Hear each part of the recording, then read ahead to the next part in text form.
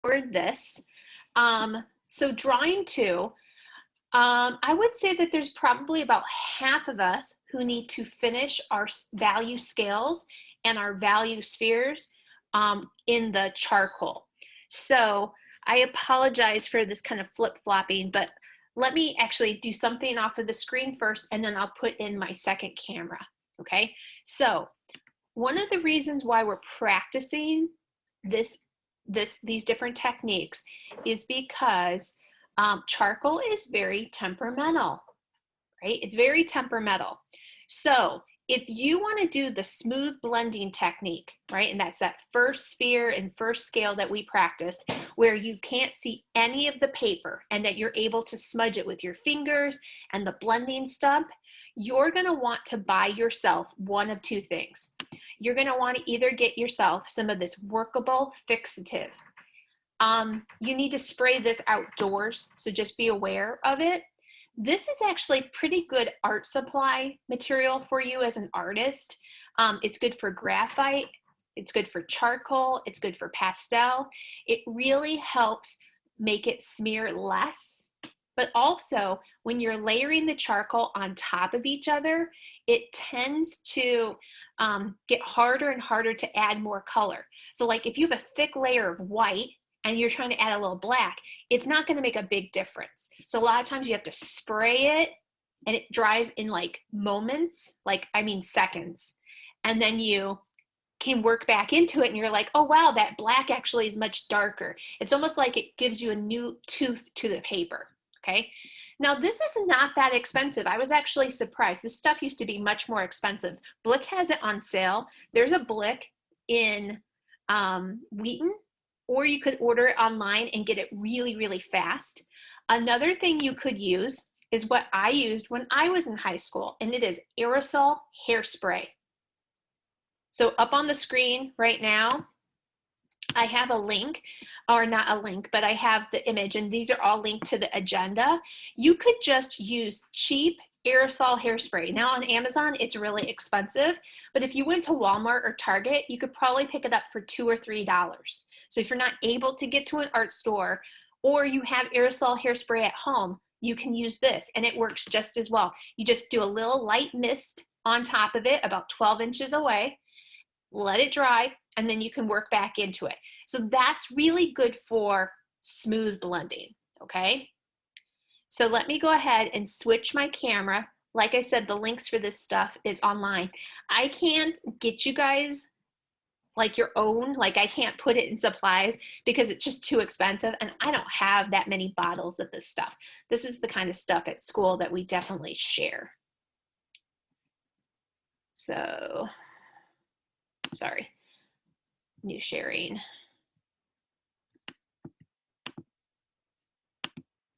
Okay, so we're gonna finish our spheres, right?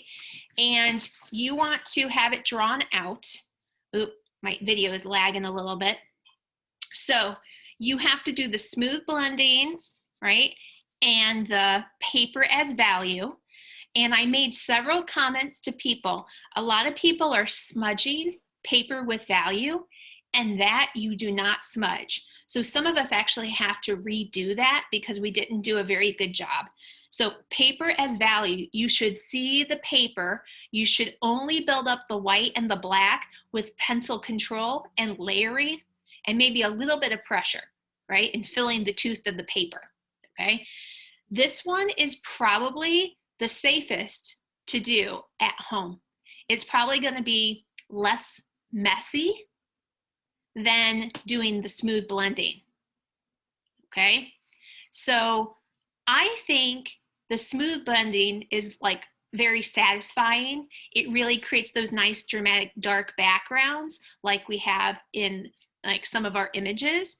But I think this is going to probably be a little bit more friendly to your bedrooms and to the spaces you're working in because you're going to use a lot less of that charcoal, okay? If you're really frustrated with the charcoal, remember that you can also fake it with color pencil. And so right here, I did the tone as paper with pencil, charcoal and Conte, and then I did it with color pencil. And I just want to kind of give you a couple of warnings about them, okay? So when this one, you don't want to smudge it, right? You don't want to smudge it. It will leave residue in a mess, right? If you do accidentally smudge it. So you don't want to put your hand on it while you're working. So we're going to work top to bottom on our portrait. Okay, and we're going to start with the skin first, because if you start with something super dark and you're using the charcoal, it's going to smudge and smear all over your light areas. So we have to start with the light values first. So for almost all of us, skin is perfect. Okay, but also skin is going to be behind hair. It's going to be behind hats.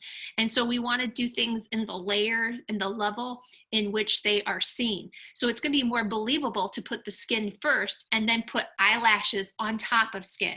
So we're going to start here first. If you decide you're going to use the charcoal and the Conte, I want you to know that no matter what, if you smooth blend or you do charcoal or Conte, it's going to erase. So if you make a mistake, you can erase it. If you go too heavy, you can use kneaded eraser to pull off a little bit of value, okay? However, the color pencil erases not as well if you press heavy. It actually erases pretty good, but if you press too hard, it will leave a residue. Okay, so I just want to give you a few of those warnings before you begin. Okay, so finish your practice first and then decide on your technique. Okay, when you have decided, I want you to begin working on the value of your skin, right? Start with your forehead. If you don't have forehead, start with like a cheek. You want to start with a big area first. Don't start with anything small like eye details, nose, or mouth. We'll talk about those things probably on Friday, and then again next week on Wednesday, okay? We'll kind of break it down as we go. Are there any questions? I'm recording this for another student, but I want to get the questions in case you guys have a good one that would help them as well. Okay. I have a question. Mm-hmm.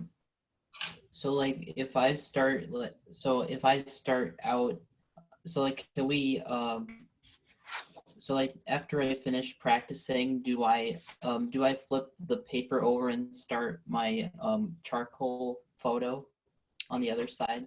No, you're going to do it on that big board that we used already, that we drew yourself on. Okay. Okay.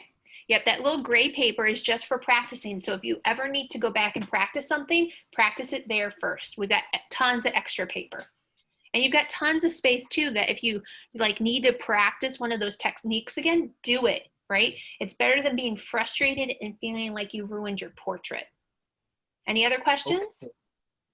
Yeah, I got a question. Yeah, so go ahead, James. Is it like once you pick which of the 3 ways you want to do it, is there any backing out and going to a different way?